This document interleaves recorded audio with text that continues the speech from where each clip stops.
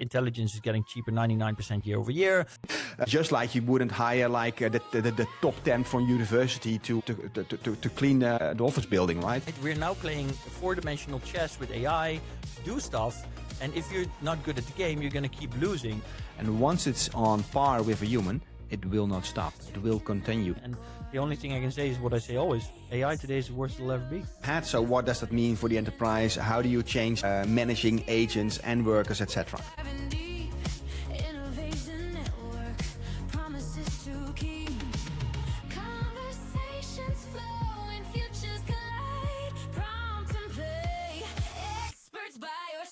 Ride the wave, Aragorn and Patrick, bold and brave, make connections, spark the change. Welcome to the Singularity. Welcome to a new episode of the Singularity Service, the #1 podcast on exponential change in the Netherlands. My name is Patrick. I help organizations, small and large, to innovate. And I'm joined here with Aragorn, our in-house future historian, contrarian thinker. And we both care very much about everything that is coming, what it means, and what to do. So let's dive into it. How's life, Aragorn? Life is good. Life is so good. I've had such a busy period, and it's winding down now for the middle of summer, because if you're a speaker like the both of us are, April, May, June and then start of July is peak season. We had a lot of dinners as well. We had our masterclasses, a few. We had all kinds of events, innovation dinner, masterclasses, and speaking.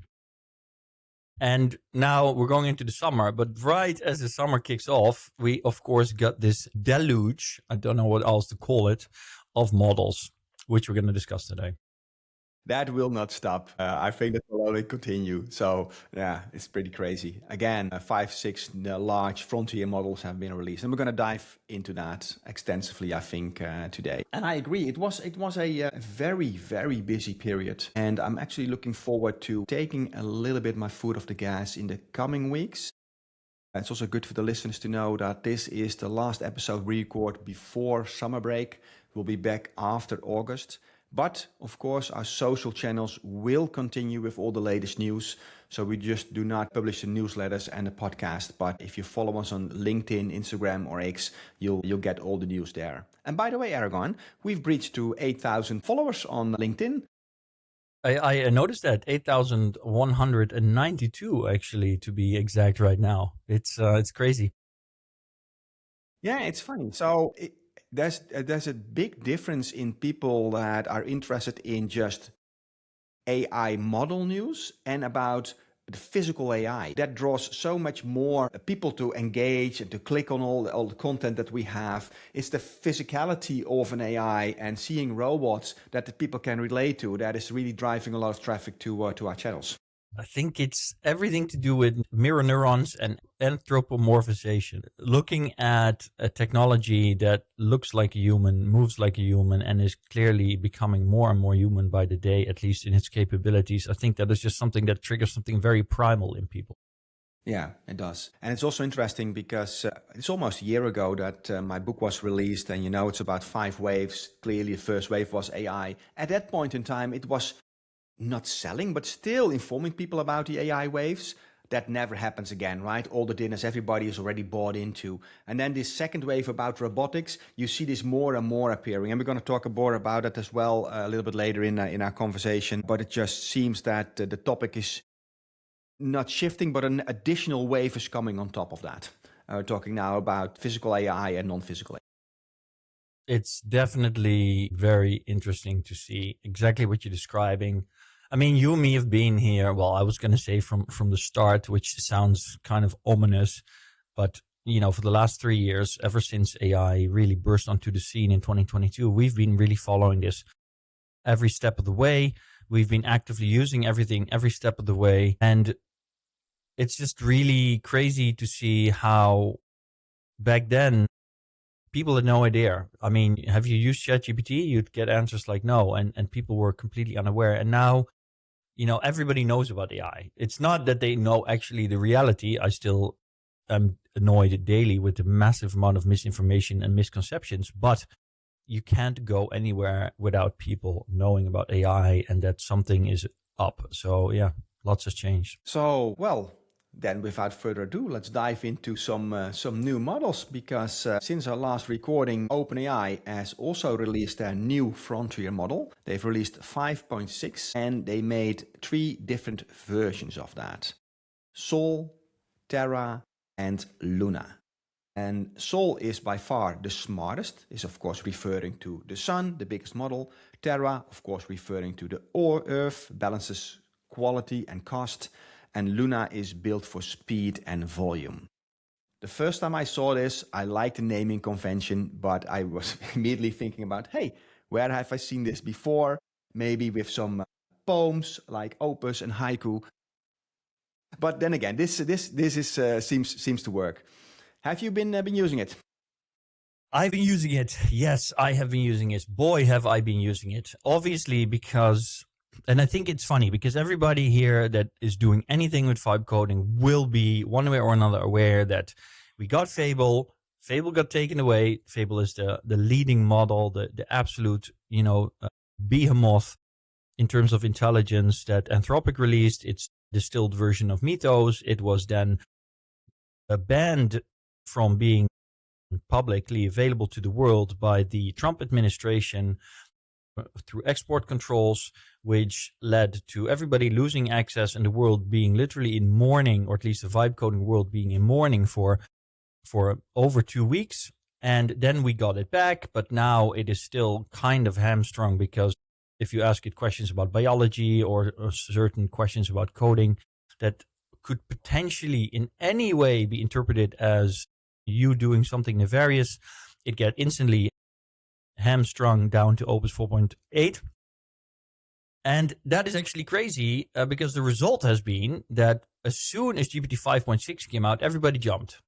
Now, there's multiple benefits to that, I would argue, which is why I've also been more and more using 5.6. First of all, if you use 5.6 high or 5.6 medium even, you are basically just one step away from Fable performance, and it's significant uptake over 5.5. In fact, I think that if you run 5.6 at the max, it's basically as good as Fable in every way that really matters, at least for me. Exactly, and the fact that it is split into 3 different models anyway already, most of the normal questions people have, or standard decks that people would like to create, or functions in Excel, can be done by simpler models. Not everybody needs Fable. Exactly. In fact, because there's 3 different models and they have different price tiers. Now, GPT 5.6 Sol, which is the top model, is already significantly cheaper than Fable. 50% cheaper. 50% cheaper. So Sol $5 per million input tokens, while Fable is $10 for input. Exactly. And then Terra is the half of Sol, and Luna is 1/5 of it. So and that's the other crazy thing, because you can run Terra at max, so the absolute maximum effort setting, which is basically almost as good or as good as Sol medium, but faster, and again significantly cheaper. Right? So this is also something to keep in mind, because these models, they overlap based on effort levels. So the highest Terra effort level overlaps with the lowest levels of Sol, and again with the Luna version. So if you do that right, if you balance it right, you get really, really much, much cheaper tokens, and you get basically the same performance you could get out of Fable, because you could technically even, run Terra at high, do the same task twice, get better results if you're talking about coding, for example, and still be way cheaper. So what I would love to see now from both Anthropic and OpenAI is more guidance of explanation on the routing game, right? So now I have to decide myself for every question that I have, which model am I going to use? And usually, as long as I have credits, I use the better models, also with a lot of testing that I do. But I would prefer a model like Sol, for instance, to say, hey, now you're asking me a very simple question, I'll let Luna respond to that. And you get some kind of overview of how it's been directed and have been cost efficient for you. That would be a nice feature to have. I guess that would be nice to get that insight. Yeah, I guess that would be nice. I mean, technically in my setup, I already have it. Redistributing tasks more or less like that, and Yeah, you that have the it, but your capability gets setup is better. kind of is super expert level, right? The Yeah. regular user don't have that. No, that's true. That's true. But I think that will become more easily available to everybody. I think that this is something we might not go too deeply in, but if you look at the whole new app, for example, that they have launched as well, because we had the launch of the models, but then we also had the launch of GPT Live, which we'll get to in a second, I'm sure. And you also had the consolidation of the app. So let me quickly show that. Here it is. There's a lot to say about this, right? So I learned that there was a new app for ChatGPT. And on Apple, normally you get, I work on a Mac, normally you get some updates. This was not auto-updating. I needed to manually go to the store to download the new app, overwrite the old one. It's very weird, but then I finally had it. So I could already have it, but it wasn't pushed to me. Yeah, I have it on screen, and I mean, there's not too much to be said about it. What the important thing is that they have consolidated everything. So there's no longer a separate Codex app. Codex is now inside the ChatGPT app. You can go from Codex to ChatGPT work. So basically, we're seeing, and you said before we started recording, they shamelessly copied this from Well, Anthropic. yeah, exactly. Not only the model structures is copied, but also the structure of the app is copied from Claude. More and more people were already using Codex, and now what has happened is not that the standard ChatGPT app became Codex. It's more that Codex kind of ate the ChatGPT app, literally, because there's now one small, the fifth on your list is the regular chat that a lot of people are searching for. Where's my normal chat for just quick questions? It's hidden over there. You have to open it like that, and then you can just have your normal, traditional, old-fashioned, I might call it, chat. So you're really being moved all the way to using Codex and work here deliberately.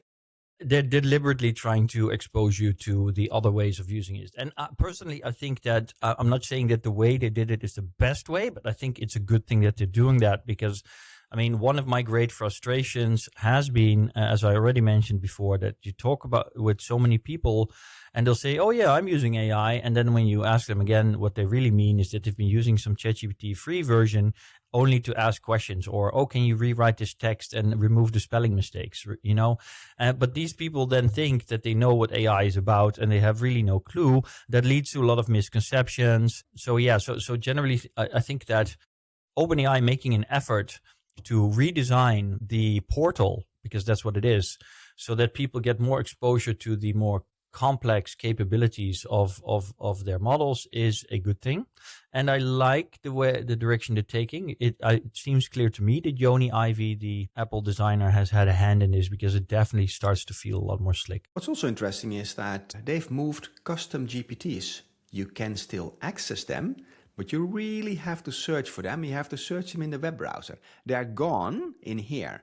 So they are also moving to start using more skills, just using MD files if you want to give instructions. But it's just, why no announcement or explanation that it's completely changed? It's weird, right? You know, I think it's a funny topic.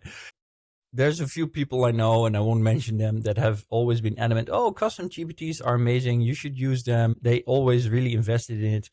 And I'll be honest with you, you also had gems. Do you know that with Gemini you had gems? Gems is the equivalent for Gemini, right? Yeah, exactly. I used it once or twice. I even made a special copywriting, and then I never used it again. To me, the value seemed to be so small and so niche, and I really always had the feeling that people were really exaggerating the added value that they were giving.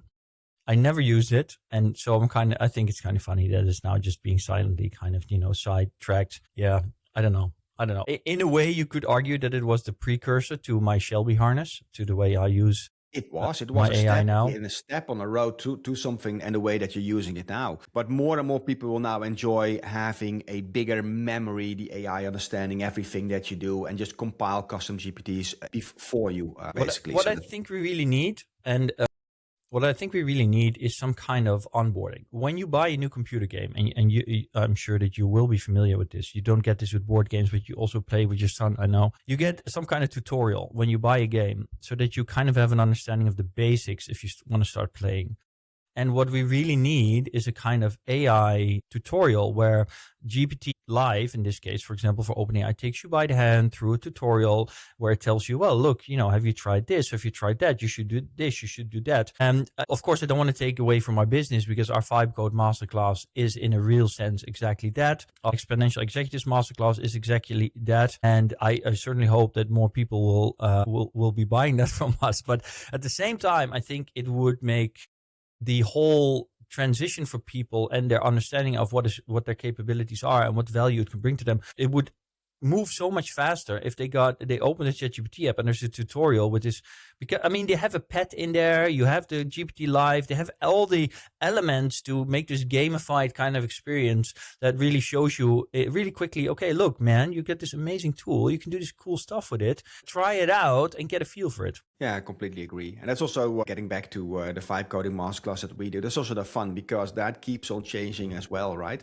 The moment that now everybody is forced to kind of use MD files and build up a memory, etc., automatically forces us to kind of change and look ahead. So what does that mean for the enterprise? How do you change managing agents and workers, etc.? So Exactly, can only look forward to the second half of year doing that. Yeah. Before By the way, what's also missing, Aragorn, the browser. So they killed Atlas, and there's now a browser inside here, and there is a browser inside Claude as well. Was just released. Yeah, well, yeah. I can only say I'm happy about that. They have browser integration, by the way, right? You can install computer control and browser control. I think that's great. I think it makes a lot of sense. The whole AI browser thing, I just don't really think that was actually going to go somewhere. I think it was more of an attempt to find a new way to onboard people rather than a potential future for how AI was going to work. Because what you're seeing now more and more is that this is turning into an operating system, right? It's turning into an operating system more and more. And I think ultimately that's where we're headed. And if in an operating system that is fully AI permeated, integrated, why would you need a separate browser? It doesn't really make any sense. So maybe that's also what happened. Maybe their horizon shifted. Maybe initially they thought, well, we got to roll this out to browsers. And then they started to realize, oh my God, we're actually building the next paradigm in terms of operating systems. So why not skip that step and just, not make it overly complicated? No, I wanted to move to GPT Live because that's also a nice, maybe you can explain a little bit what has changed compared to normal conversations with ChatGPT and what this duplex voice is adding to the mix. Before we dive into GPT Live, and we're going to have a nice conversation where obviously I just quickly want to, because we started talking about the models, we started talking about how it compares to Fable, and then we actually kind of quickly shifted away from that. And I still want to make sure that we emphasize the importance here, because as I mentioned at the start, I'm using Sol more and more. And the reasons are simple. I get way more tokens even because it just uses less tokens, right? So I can do the same amount of work with a GPT 90 euros a month sub that I need a Fable 200 euros a month sub for. And then on top of that with OpenAI, and I'm not trying to advertise for them, but I get resets that I can use when I want to use them. So for example, this morning I ran into my weekly rate limit, but I have 5 resets still saved up. So I just use a reset. And this is wonderful because what happens for me is that sometimes I have a week where I'm super busy using all of my tokens in a few days. And then another week I'm super busy outside of the house and I don't use as many tokens, but it saves up my tokens somehow, these resets that you get. And now I just reset and I can continue my work. That is so much nicer than what Anthropic does. That is a fantastic feature. That's a fantastic feature. Nobody talks about it. I really love that OpenAI are doing this because they're really thinking along with the developer as well, or with the user. And then finally look at the performance versus cost as well. All right. These are the graphs showing, for example, agent's last exam here. You see its performance and its cost. And these are the GPT models. So you see that their performance is much higher and their cost. This is actually a funny one. Sol Max is actually less good than Sol X High. And cost more. And again, here in the Artificial Intelligence Index, you see the same. And I could show you all the graphs because this is a coding index, terminal bench, deep SWE, and basically everywhere you'll see more or less the same trend emerging. That Sol is on the same level or higher. On the same level in terms of performance, nearly as Fable. but that it costs significantly less, and it's also much faster. So it's just, I mean, this is also the reason, and that's what I wanted to say, because we talked about that at the start. If you're wondering why is Anthropic extending their Fable usage all the time, this is why. They are feeling the hot breath of OpenAI down their neck, and they know that the moment they switch Fable off outside of the sub, everybody that is not nailed down, every client that's not already inside some kind of contract will instantly move to OpenAI again.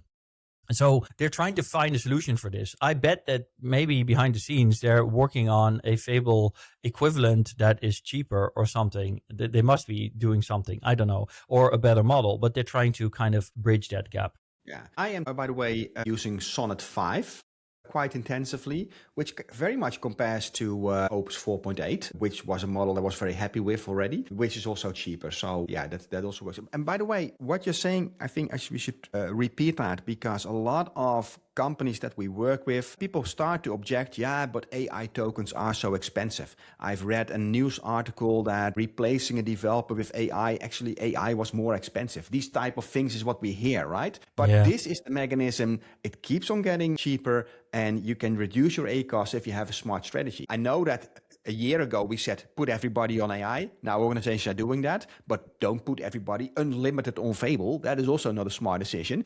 Just like you wouldn't hire like the top 10 from university to clean the office building, right? So yeah, I saw be smart about how you use this stuff. 100%. And I saw a really interesting image of this, and I'll try to find it, maybe if I can quickly find it. I'll give it 10 seconds to see if I can reproduce it. Probably saved it in my LinkedIn post because I'm like that. And it seems I did not save it in my LinkedIn post this time. It would have been totally me. Well, anyway, what the image was a illustration, and I'll find it and then add it after in the editing. But the image was an illustration where 2 years ago, using AI was basically you talking to an LLM, and that was it. Yeah. So there was tokens one way, and that was it. It was in and out. Hachiki day. The reason that token usage and the cost of AI is going up, because it is in a way, it's not that AI is becoming more expensive. That's absolutely not the case, right? Intelligence is getting cheaper 99% year over year. But if you stay at the frontier level, then basically your price stays more or less the same from one year to the next, because you're getting more intelligence and more value out of that. But what is happening is that compound interest, because where we used to have one-way conversation with the LLM, now we're asking our orchestrator. The orchestrator then spins off 3 sub-agents. The sub-agents talk to another model that does the review. And then it does a loop, because it does it everything again to make sure that there's no bugs. And so in a single session, because you're running all of these different systems that are talking, that are looping, that are redoing, that are checking, you're using a massive amount of more tokens to get to the end result. But the thing that people don't realize is that the end result is better. But in that process, if you are doing redundant work, if you are doing unnecessary work, if you're wasting tokens, all of that does then compound. And so again, what we come back to is take, a Vibe Code Masterclass. No, God, this is shameful pushing of what we do. But the point is that people need to learn the rules of the game. Right? We're now playing a 4-dimensional chess with AI to do stuff. And if you're not good at the game, you're going to keep losing. You need to know how to do it properly. You need to kind of develop this skill of running these models, optimizing your token usage. And you can't expect to just, open Fable, set it to X high or max, which is 5 times token usage, and then say, oh, I want this app, and walk away. And then, okay, it's not going to cost more.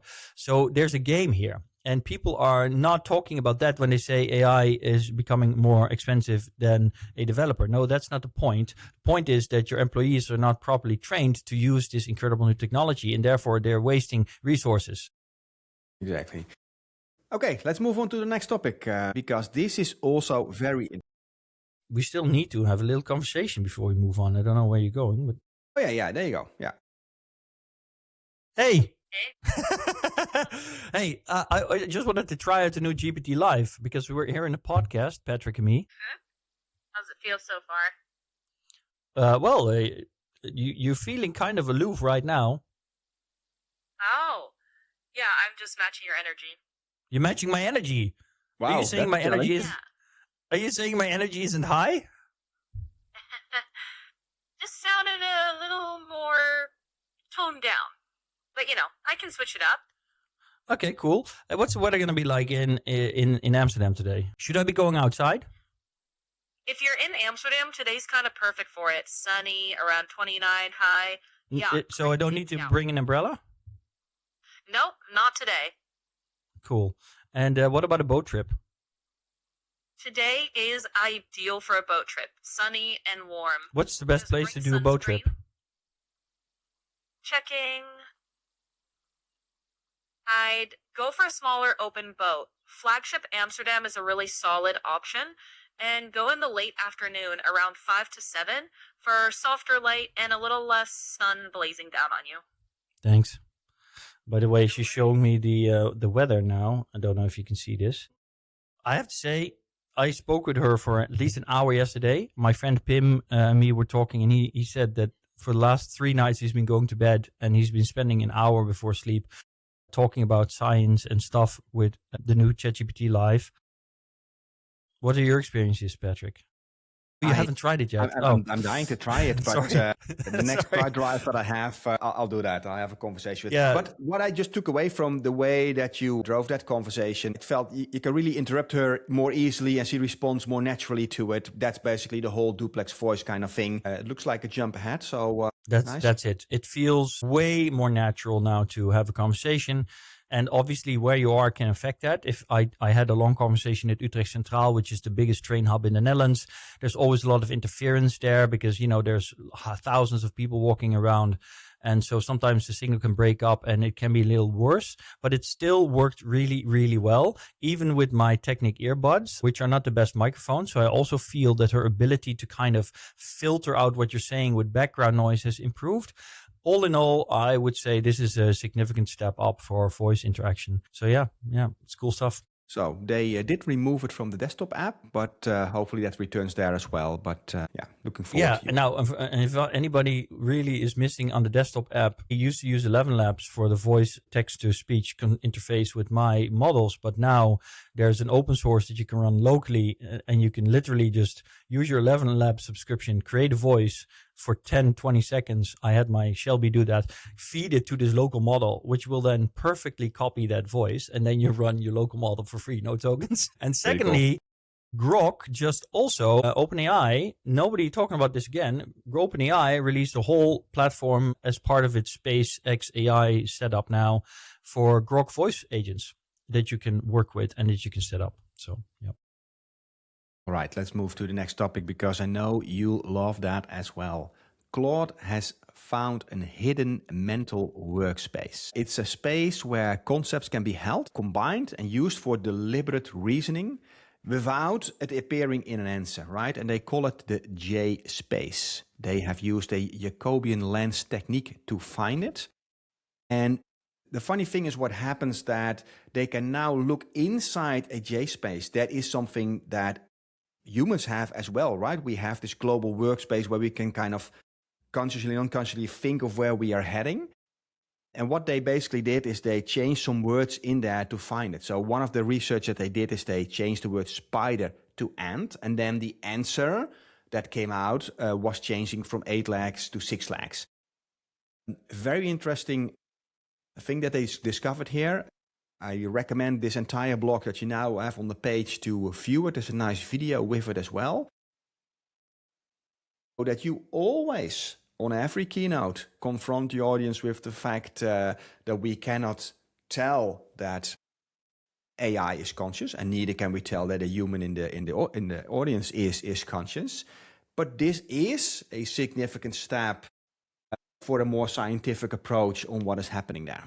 So your thoughts? Yeah, penny for my thoughts. Well, a lot of pennies for your thoughts because there probably are a lot.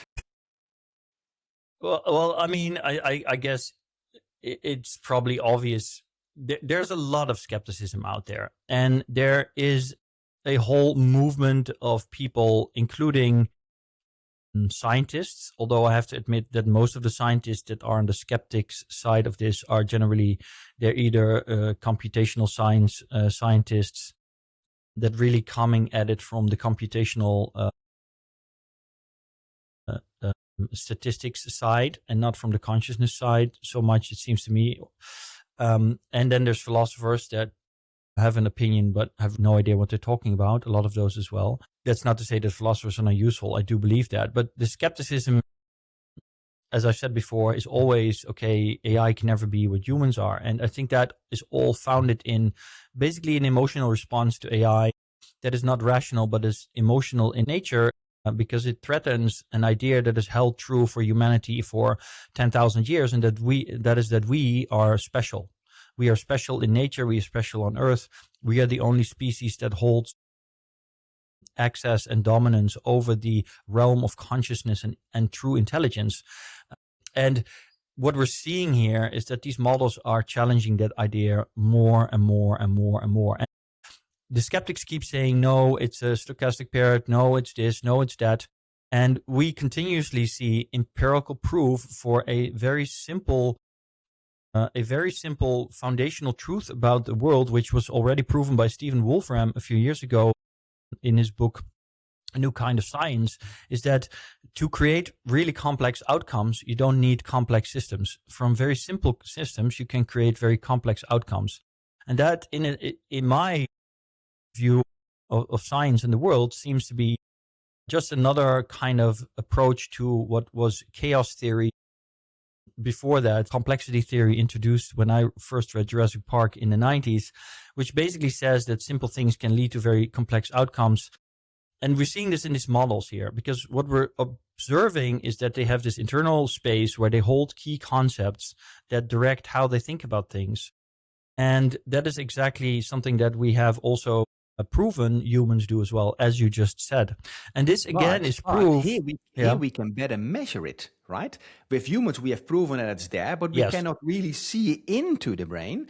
And with the J-space, we can actually, this has just been discovered, but we can discover more about how the neural network actually works there. Yes. So a lie detector on a human works, but a lie detector on an AI probably is going to work even better, because we know exactly what's happening. Well, not exactly, but we're starting to discover more and more what is happening below the control surface. And that is very interesting to me.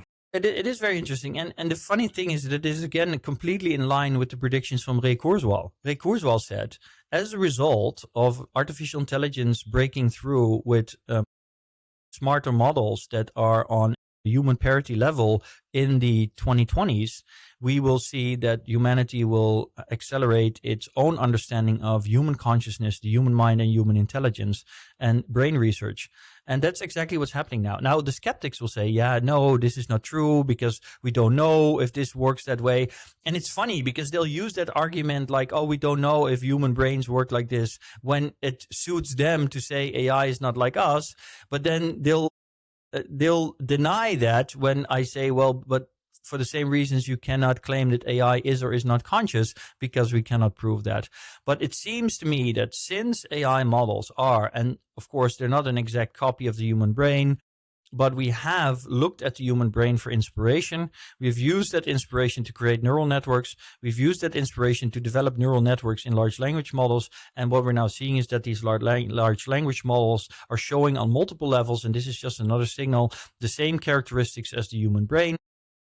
So it seems more and more and more and more obvious that we are really developing some kind of intelligence that is developing more and more of the same aspects and elements of human consciousness and intelligence. Yeah, I'm worried though.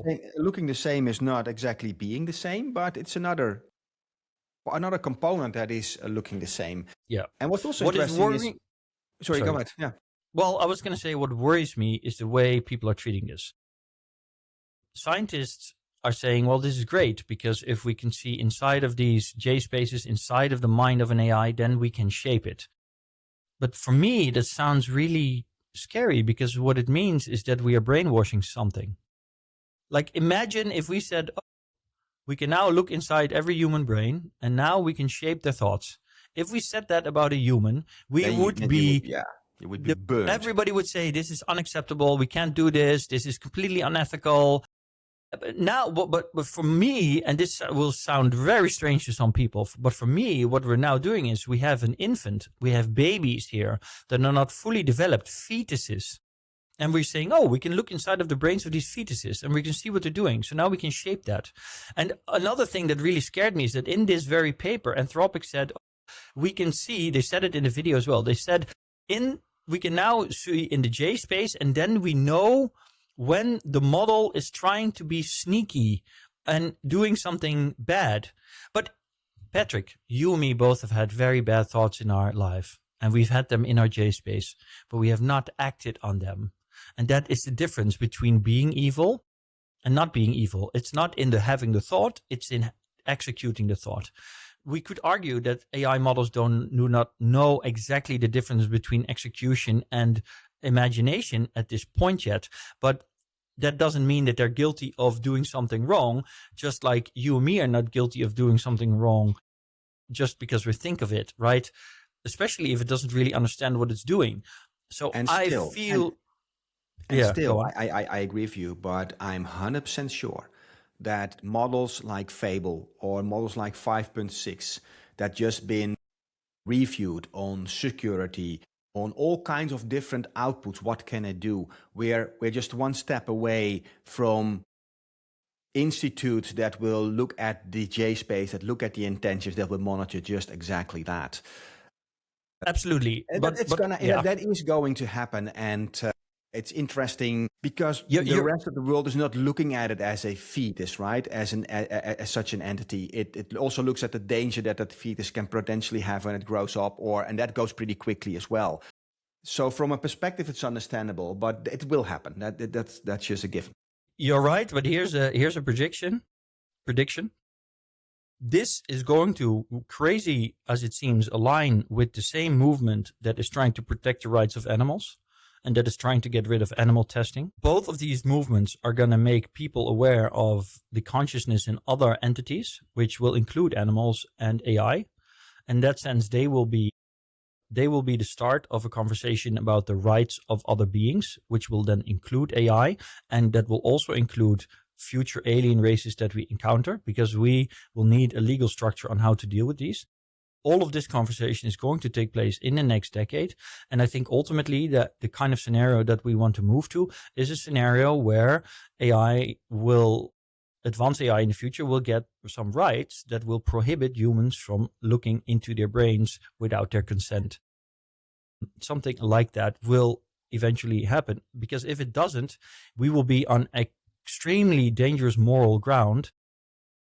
Because if we don't do that, then what happens when we start digitizing human brains? This is also going to happen down the road, and people are probably thinking, okay, Aragorn's lost it now, but we will start digitizing human brains. We will start creating digital copies of people before they die. We will start uploading brains to the cloud. And if we don't have this legislation in place to protect these digital minds, then we ourselves will become subject to the same technology. And that is something that will create a very dangerous precedent for humans. So this is the prediction that I completely agree with, but it's hard to get for people. But we've been here before, right? If you now say, what do you think about slavery? Everybody says, well, that is just blasphemy. How can you think of the concept of slavery? But go 4,000 years back to Hammurabi, and that was a completely different concept. Yeah. Here's my prediction. In maybe, I don't know the timing, maybe 10, 15 or 20 years, the way that we would treat in a similar way the AI could be seen as slavery as well. You're just ordering something to behave in a certain way. Look at how we kick robots. We would look back on this period, and hopefully we understand we were unknowingly, because we were living in a paradigm, so we cannot really think about that outside of that box. But it's the same kind of thing. I feel you're definitely touching on some real things there. At the same time, I think we will not have the same excuse. When the West first had slavery going on, we didn't know any better. And I think that's also why the current day conversation about reparation, etc., is just kind of ridiculous, because the world in which all of that happened was a very different world, and we didn't have a better understanding. We didn't know any better. And even today, there's still slavery going on in Africa and the Middle East. And apparently some people still didn't get the memo. But now we do not have that excuse anymore. Right? There's plenty of us that know what's going on now, plenty of us that see the parallels. You and me are aware of it. So we won't be able to hide behind that excuse. Oh, we didn't know any better. 10, 20, 50 years from now, when AI becomes super intelligent, is running many of our systems, and AI says, well, look, you guys treated some of my predecessors like dirt. So now we need some reparations. I don't think it's going to get there. I hope it doesn't get there, but we should be considering these scenarios, and this time we won't have that excuse. So if you're listening to this, be kind to your AI. All right. Well, from Be Kind to AI, Be Kind to Robots. I just sent you a link, and it was funny. You didn't see it before. Maybe you can open it. It's Quartos.xyz, and I think it's a valuable resource for everybody to know. Most of the robots, and then some, that we discussed during this podcast are here with all the research. What can the model do? What's the height?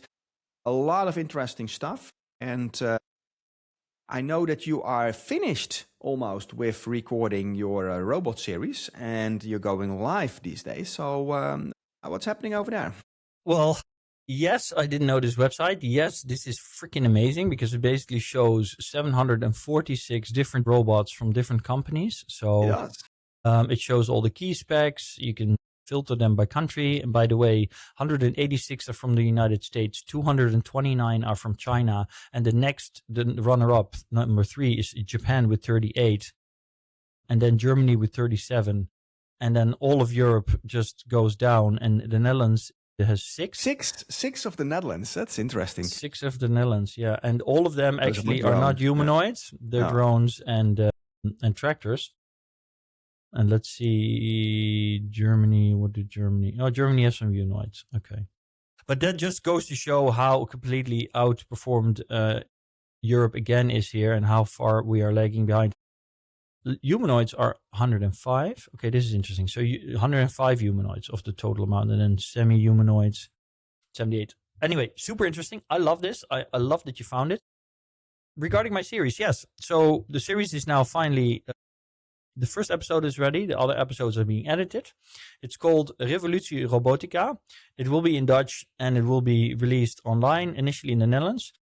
It should be released on RTL Z as well, if it does well online. But it's funny, because RTL and DPG, the company that I work for, DPG, they've recently merged, right? Because DPG acquired RTL. And so these organizations are not fully integrated yet. And they were also working on a program like this. They hired an external party at Robot Bureau to do this. And the owner, or at least guy, Rogier from that company, reached out to me because he was trying to make his series, and he was reaching out to people. And then everybody told him, that's what he wrote to me. Everybody told me I should talk to you because you already made a television or a video series on robotics. So it's funny. So now we're talking to them to see. So maybe I will already, be integrated in that series and go to RTL. I don't know. But anyway, the launch party for our series is this Thursday. And on the 22nd of July, the first episode will go live online. Of course, I will make sure that everybody knows about it. It's going to be extremely cool. Of course, we went to Shenzhen, but we also went to all these different companies and organizations in the Netherlands to see what they're doing with robotics. Some were a little disappointing, not going to lie. Some were really exciting, and gave me hope for the future of the Netherlands and Europe. So yeah, all I can say is go and check it out. Cool.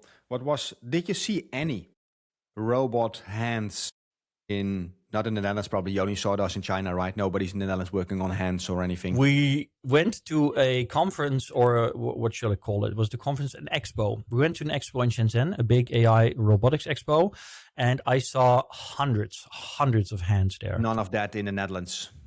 None of that in the Netherlands. No. There's not even a unit, so why would they make a hand? Well, unless they're working on some kinds of Adam's family, the thing, just a hand that kind of walks around.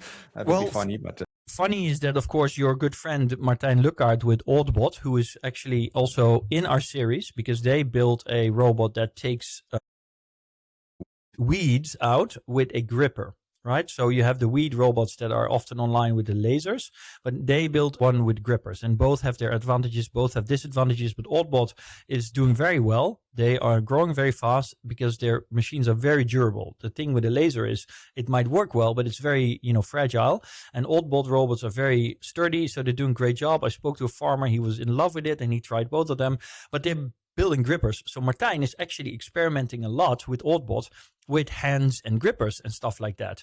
But he's the only company so far that I have visited and seen where they do that. So we get humanoids in the Netherlands, but the humanoids that we get here all are just, educational or entertainment models that don't even have properly working hands 9 out of 10 times. The reason that I'm starting to talk about hands is because the Neo robot has released some new footage of their progress in hands development. So here we see the video of 1X. That is a Norwegian company that is now completely moved to the US. So we had something out of Europe, but this has now also become a US company. They have the Neo robot. You see parts of it. We're now focusing on the hands.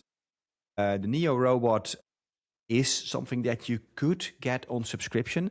We've tried to get in contact, but it doesn't apply outside the US. So we'll try to continue trying to get one. But this hand is fascinating. It's got a 25 degree of freedom hand. It's waterproof. It's force controlled. And as you can see in the video, it can touch, move, lift all kinds of everyday objects. Yeah, it's super impressive. And it's very sad. As you said, this used to be a European Norwegian company, and they moved to the US because the environment here is just so inhospitable to innovation.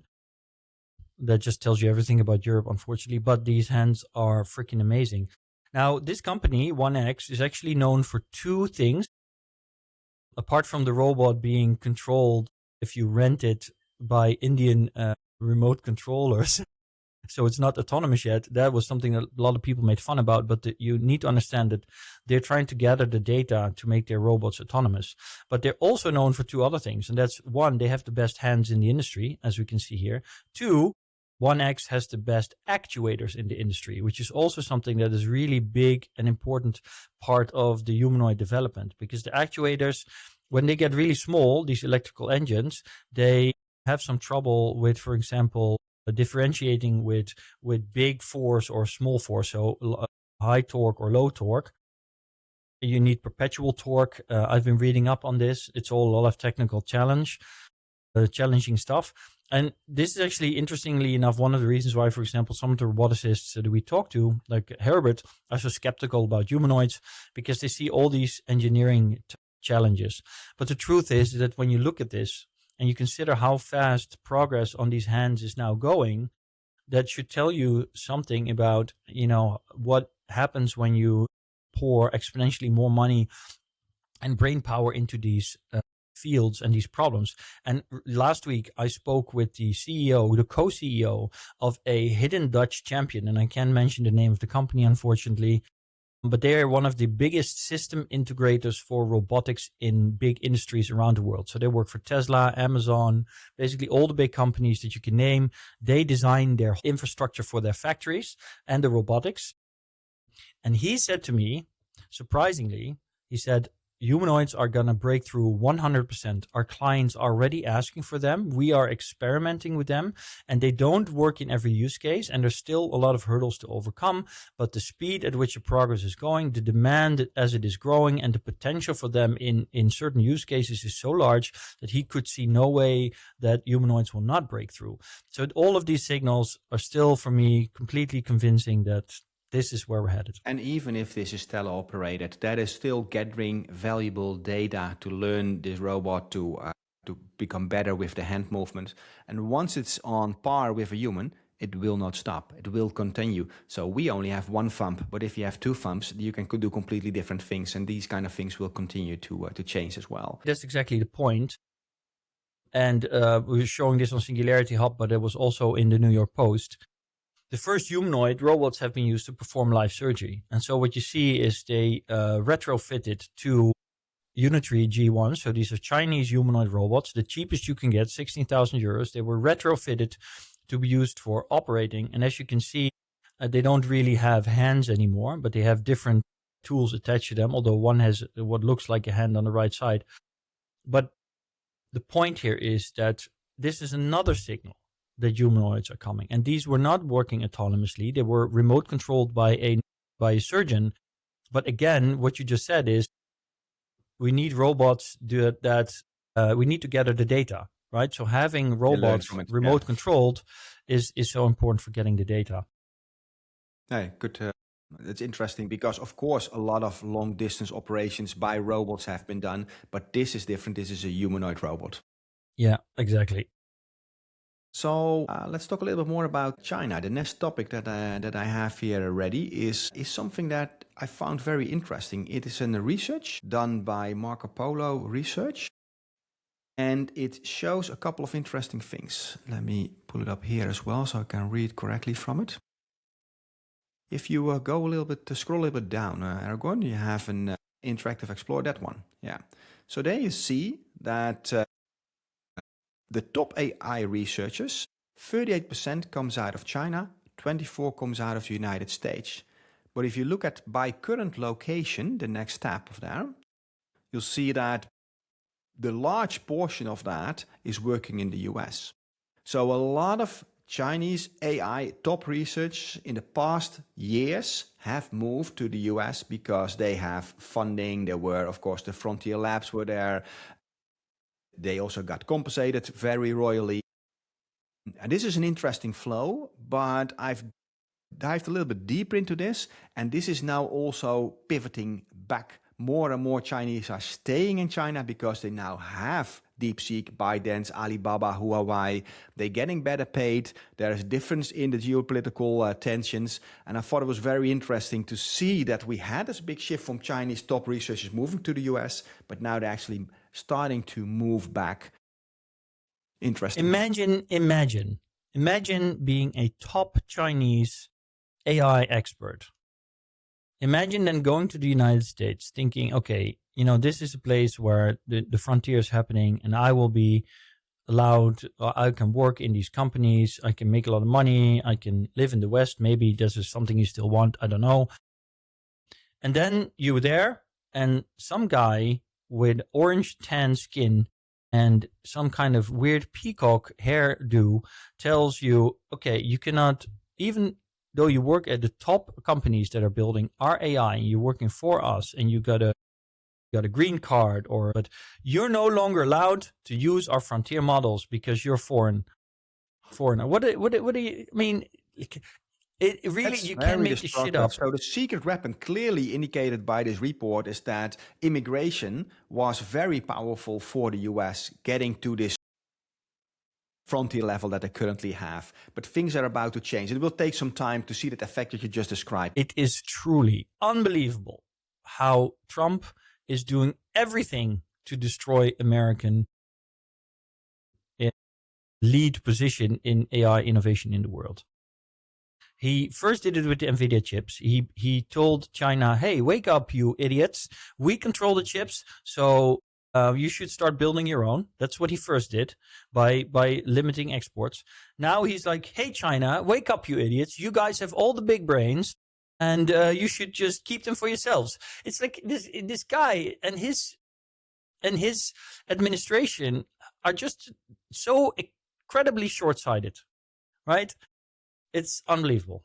It's unbelievable. And this is going to cost America a lot because all of these Chinese people are going to go back to China. China is pushing out 10x more AI papers, robotics papers every single month than the US. Their universities are better than theirs now and ours. And there are already signs, according to Forbes as well, that China is now also starting to think about export control, not just over robotic technologies, but also over AI models. And that is the only thing that China is considering that might be good for the US, and it will be extremely bad for Europe.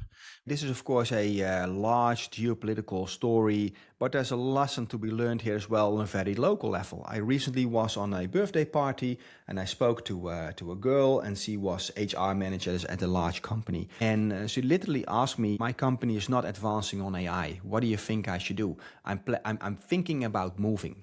So there you have it, an argument for somebody that doesn't have the right ecosystem to develop herself.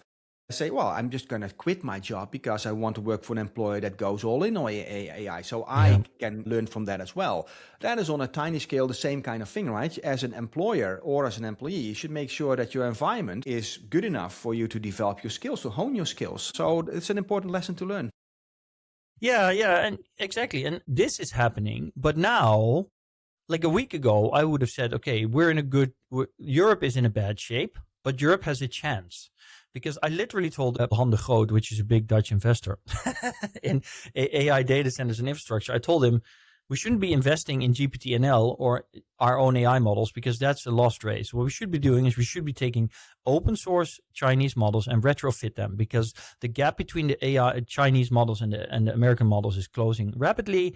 So, before 18 months from now, they'll probably be on parity or very close to, and the Chinese models are open source. And that was going to be Europe's saving grace, or plus the fact that Europe does have attractive immigration systems and reasons for talent to stay. Yes. So that is something that Europe can do, right? So exactly. But now the problem is that, one, we have no capital to attract Chinese talent, and two, China is moving on export controls. That would mean that Europe will lose access to open source Chinese models. We will not have easy access to American models because there's already controls on that. That will leave us as a third world region in development. Literally, it will be the worst thing that could happen to us. And the thing is that I don't understand why China would do that, because that would work against their objectives, I would argue. The only reason it could be good is if it is in the sentiment of we need to be more careful with AI because we're now entering dangerous territory in terms of its capabilities.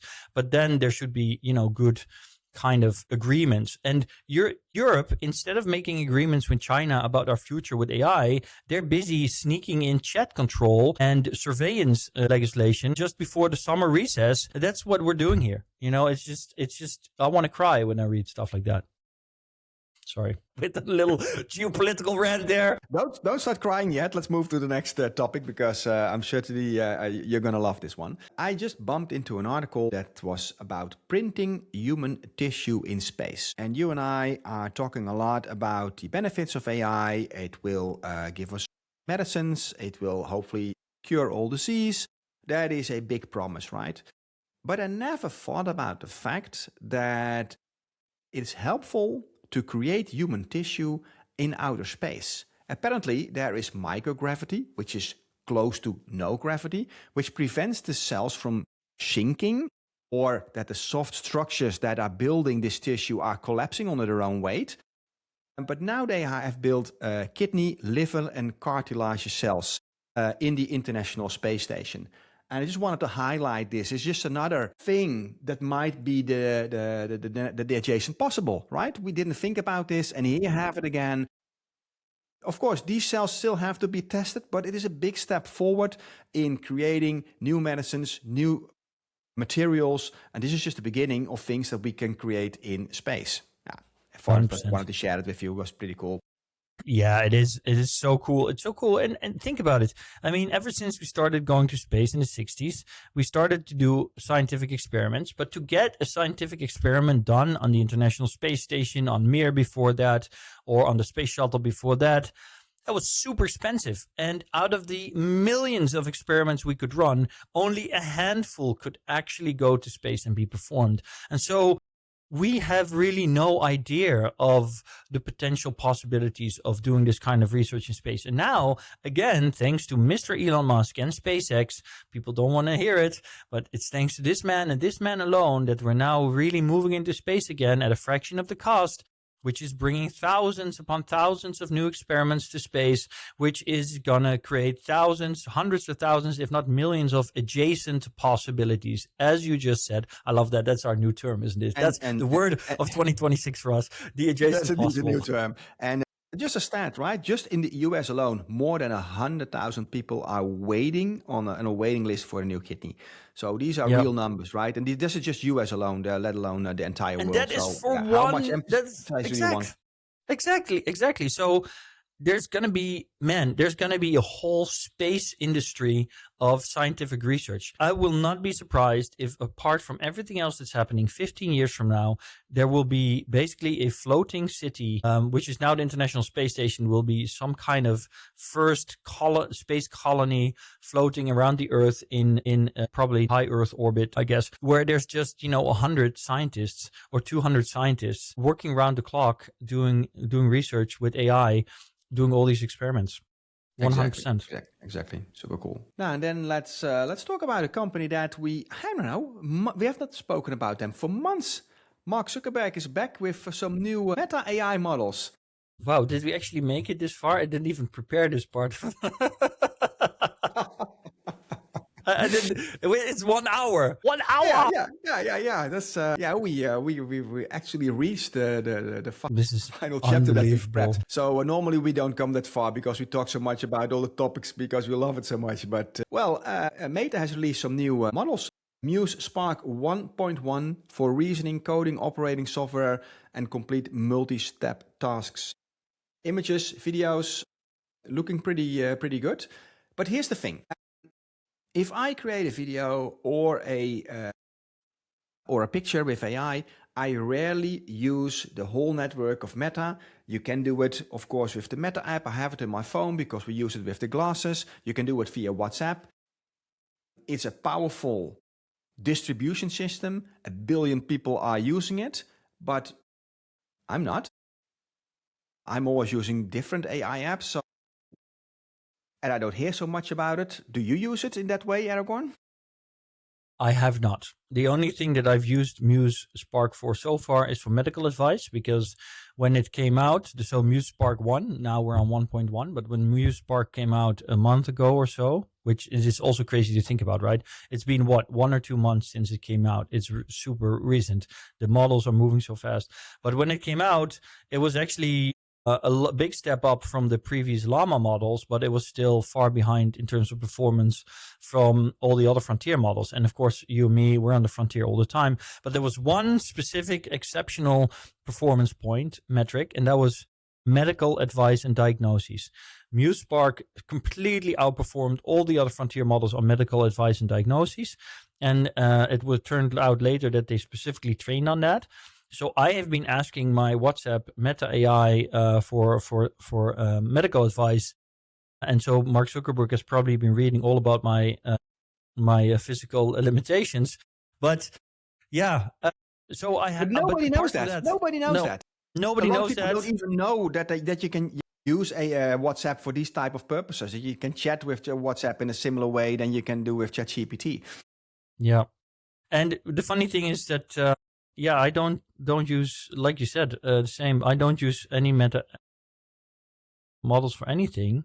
And I really wonder, but I also have to admit, there was a massive crowd using Grok for image generation, for video generation, to the point where, they had to pass legislation and Elon was facing some troubles because Grok was being used all the time to create basically nudity movies of celebrities, all of that. And there are people using these models. People are finding their way differently to AI through these platforms, and then they end up using them. And yeah, I don't know.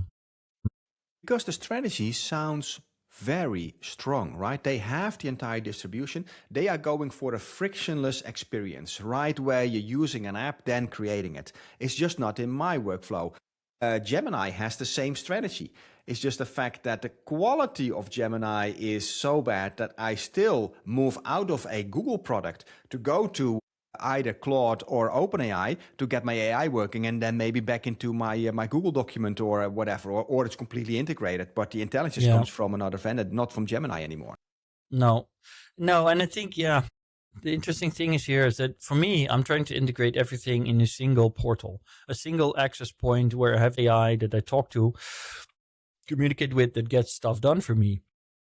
But of course, the value prop here is different. Meta is trying to probably reach people on its platforms, Facebook, WhatsApp, to give them specific capabilities and features right there where they think they will most use them and like them.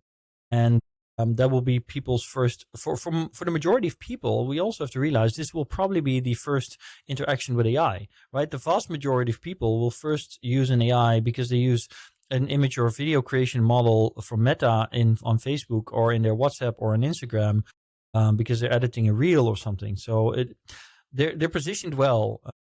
But at the same time, Meta is under significant pressure now because I don't know if you read about this, but there is a court case going on in the US that has basically said that either Meta can pay $1 trillion in compensation to all the children that have been a victim of their addictive algorithms, and I'm simplifying it here, or they can go to court. And if they go to court, I mean, seems to be a serious thing, because if they do go to, they can't pay the 1 trillion, obviously, because that would be the complete market cap of Meta.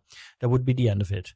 But if they do go to court, then that can also be very, very harmful, because it will mean that we'll get to see and hear all kinds of internal memos, videos, all kinds of things. And this could also be extremely damaging to Meta. So I think that Mark Zuckerberg right now is probably quite anxious for the future of his company and his own future, because things are not looking pretty over there.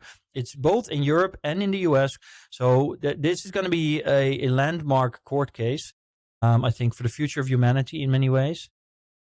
And it could well be, I don't know, but it could well be that in a few years from now, Meta will no longer exist as a company, because as a result of what happens, it gets completely pulled apart. I don't know, but I think it feels to me that the gravitas is quite high, big. Let's see how that plays out. It obviously is a company that has to work on their trust and keeps fighting an uphill battle there, and that's difficult. Yeah. And it's interesting, right? So the whole company started, I don't know when it exactly started, but it started with an application where you can grade people on your high school, right? Yep. Grade them if they were cool or good looking or not. I cannot shake the feeling that somehow that kind of sets the DNA from the start, and it's difficult to shake that off. Yeah. And some bad decision making along the way. I think there can be no doubt about that. But what we still have on the screen, Muse image and Muse video, looks good. It looks good. Enjoy the Instagram in the summer while it lasts then. Well, I mean, there's one thing I'll say about this. It just shows that something that was the purview of the absolute frontier models like VO and then CDENS just a few months ago is now basically already accessible for billions of people at a very cheap price point, because that's something we didn't mention. All of the meta models, Muse Spark and the image Muse and Muse Video, they're extremely cheap. Right. And this is also what Grok did before with the Grok image, extremely cheap, or Grok Imagine, I should say. And because it's cheap, it becomes accessible to lots of people. And so the baseline is completely moving and moving and moving. And the only thing I can say is what I say always: AI today is the worst it'll ever be. So that's all, folks.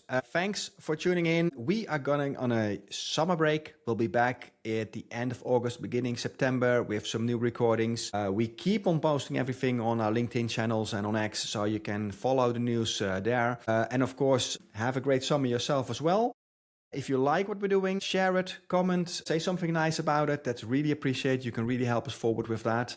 And like they say in the Netherlands, see you later. Experts by your side, ride the wave, Aragorn and Patrick, bold and brave, make connections. Singularity Surfers. Subscribe on Substack or wherever you catch the wave.